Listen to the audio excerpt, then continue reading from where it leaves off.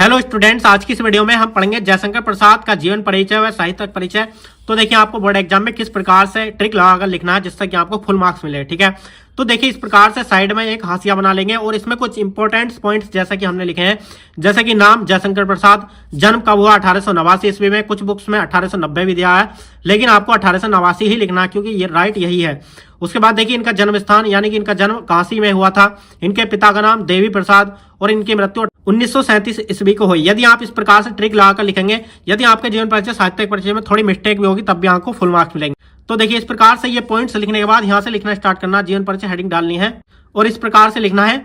जयशंकर प्रसाद का जन्म सन 1889 ईस्वी में काशी के एक प्रतिष्ठित वैश्य परिवार में हुआ था। यानी कि जयशंकर प्रसाद का जो जन्म हुआ था वो 1889 ईस्वी में कहां पर, काशी के एक प्रतिष्ठित वैश्य परिवार में हुआ था। यानी कि इनका जो जन्म हुआ था 1889 में हुआ था।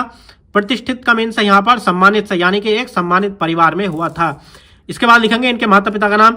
इनके पिता का नाम देवी प्रसाद तथा माता का नाम मुन्नी देवी था। ठीक है, आप बोर्ड एग्जाम में इस प्रकार से बीच बीच में ब्लैक पेन का यूज कर सकते हैं जहां पर हमने रेड पेन का यूज किया है। यानी कि इनके पिता का नाम देवी प्रसाद तथा माता का नाम मुन्नी देवी था। ठीक है, बचपन में ही पिता की मृत्यु हो जाने से इनकी प्रारंभिक शिक्षा घर पर ही हुई। यानी कि जब ये छोटे थे तब इनके पिता की मृत्यु हो गई थी जिसकी वजह से इन्हें स्कूली शिक्षा नहीं मिल पाई।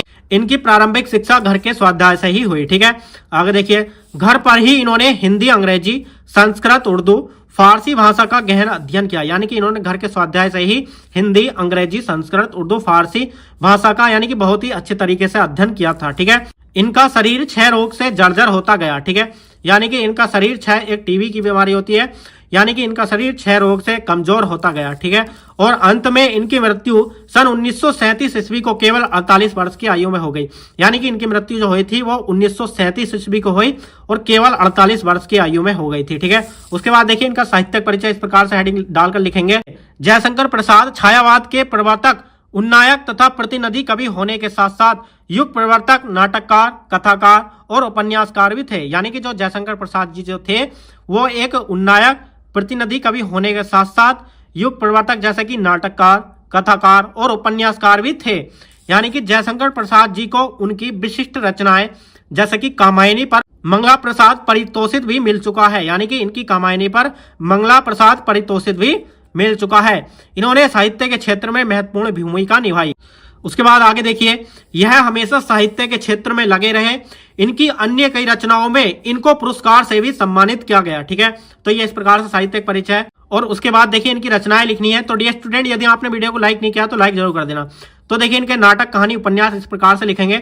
इनके नाटक हैं चंद्रगुप्त, स्कंदगुप्त, अजातशत्रु, ध्रुव, स्वामिनी। ठीक है, ये है इनके नाटक। उसके बाद देखिए इनकी कहानी है आकाशदीप, इंद्रजाल, छाया, प्रतिध्वनि। ठीक है, ये इनकी कहानी है। उसके बाद देखिए इनके उपन्यास हैं कंकाल, तितली, इरावती आदि। तो ये इनके उपन्यास हैं।